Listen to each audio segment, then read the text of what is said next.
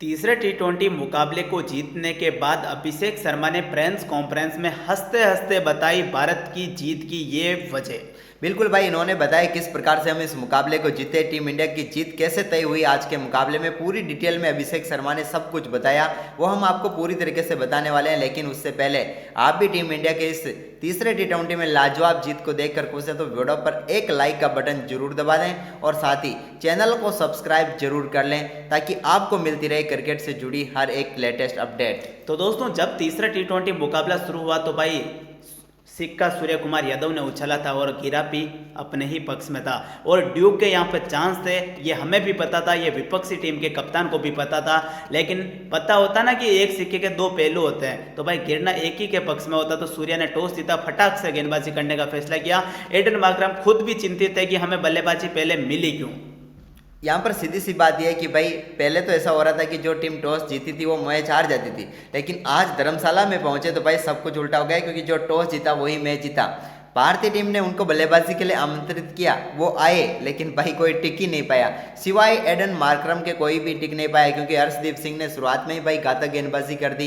रिजा Hendricks को तो उन्होंने पहले ओवर में ही चलता किया। इसके बाद राणा जी आए और राणा जी छाए। राणा जी ने किसी को माफ ही नहीं किया आज के मुकाबले में भाई। बिल्कुल भाई, गंभीर का जो तुरुप का इक्का था ना हर्षित राणा, उन्होंने इतनी बढ़िया गेंदबाजी की। उसके बाद भाई जब गेंदबाजी करने में जब स्पिन डिपार्टमेंट को बोला गया तो चक्रवर्ती के जाल में जब फंसे अफ्रीका के बड़े बड़े और धुरंधर बल्लेबाज। अफ्रीका के कप्तान ने भी नहीं सोचा होगा कि हम इतना जल्दी कैसे आउट हो सकते हैं इस मैदान के ऊपर। लेकिन एक छोर पर कप्तान चल रहा था फिर भी सीना तान कर, क्योंकि अफ्रीका की उम्मीदें सिर्फ एक ही कप्तान बना हुआ था और अफ्रीका के कप्तान की वजह से आज अफ्रीका की टीम 100 रनों के पार जा पाई, अन्यथा आज अफ्रीका की टीम 100 रनों से नीचे ही रह जाती। भाई 10 का आंकड़ा इनके 3 खिलाड़ियों ने छुआ और 20 का आंकड़ा 2 खिलाड़ियों ने। तो आप सोच सकते हैं कितनी घटिया बल्लेबाजी रही आज और भारतीय टीम की गेंदबाजी कितनी बेहतरीन रही। पावर प्ले में साउथ अफ्रीका की टीम सिर्फ 25 रन बना पाई थी। ये सबसे घटिया काम तो इनका ये रहा है कि सिर्फ 25 ही रन बना पाए। इसके बाद भाई गेंदबाजी में हर्षदीप सिंह, हर्षित राणा, वरुण चक्रवर्ती और कुलदीप यादव को 2-2 विकेट मिले, जबकि हार्दिक पांड्या, शिवम दुबे ने 1-1 विकेट लेकर पूरी तरीके से साउथ अफ्रीका की कमर तोड़ दी, यानी कि 117 रनों पर ही ढेर कर दिया।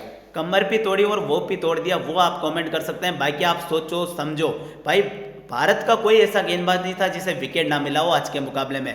भारत का ऐसा गेंदबाज नहीं था जिससे भाई साहब मार पड़ी हो। भाई सब ने बढ़िया गेंदबाजी की। इसी का नतीजा रहा है कि अफ्रीका की टीम लड़ते पड़ते मुश्किलों का हालात का सामना करते करते और एडन मार्करम की 46 गेंद पर 61 रन की पारी की बदौलत भाई अफ्रीका अंत में ऑल आउट भी हुई और हमारे गेंदबाजों ने घातक गेंदबाजी भी की, 117 रन भी बनाए। हर्षदीप सिंह बने इस मुकाबले का प्लेयर ऑफ द मैच। लेकिन भाई हमारे अभिषेक शर्मा भी किसी से कम थे क्या भाई? जब रन चेस की बारी आती है और जब अभिषेक शर्मा का बल्ला चलता है तो भाई सोच लेना किसी का नहीं चलता है। उस टाइम पे किसी की गेंदबाजी भी नहीं चलती है। अभिषेक ने भाई वैसा ही परफॉर्मेंस किया जैसे जिस परफॉर्मेंस के लिए वो जाने जाते हैं। आते ही ताबड़तोड़ बल्लेबाजी की भाई। शुरुआती 2 ओवर में टीम इंडिया के स्कोर को 30 रनों के पार पहुंचा दिया। वहां तक तो शुभमन गिल भी अच्छा खेल रहे थे।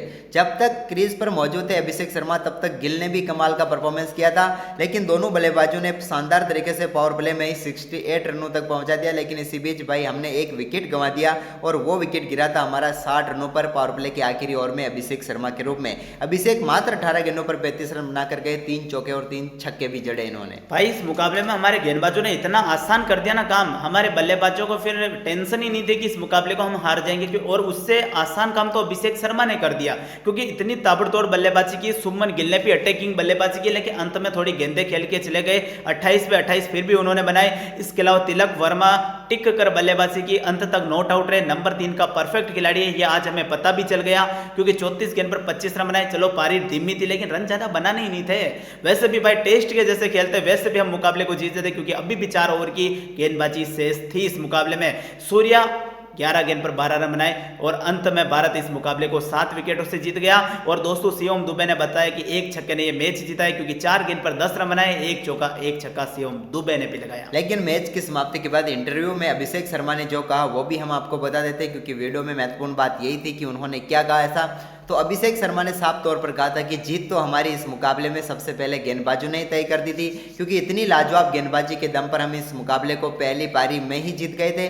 दूसरी पारी में तो सिर्फ औपचारिकता थी जो कि शुभमन गिल और मुझे बेहतरीन शुरुआत करनी थी और इन्होंने इतनी बेहतरीन शुरुआत की कि भाई मुकाबला एक समय बिल्कुल एक तरफा आ गया था जब अभिषेक और शुभमन गिल ने पावर प्ले में ही 50 रनों के पार टीम इंडिया के स्कोर को पहुंचाया। वैसे पावर प्ले में नहीं, 5वें ओवर में ही 50 रनों के पार पहुंचा दिया, पावर प्ले में तो 68 रनों तक पहुंचा दिया। बिल्कुल, अभिषेक शर्मा की भाई तारीफ तो यहीं पर बनती है कि बल्लेबाजों की तारीफ इन्होंने नहीं की, इन्होंने डायरेक्ट गेंदबाजों की तारीफ की, क्योंकि भाई गेंदबाजों की तारीफ बनती है और गेंदबाजों ने जिस तरह गेंदबाजी की भाई मजा आ गया।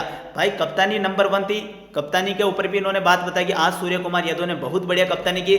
शुभमन गिल के ऊपर भाई बहुत सारी टिप्पणियां की जा रही थी कि मेरे साथ ओपन करने के लिए बार बार क्यों भेजा जाता है। संजू सैमसन को लेकर भी बड़ी बात कही है, उन्होंने कहा है कि भाई संजू को तब तक नहीं खिलाया जाएगा जब तक शुभमन गिल फॉर्म में ना जाए।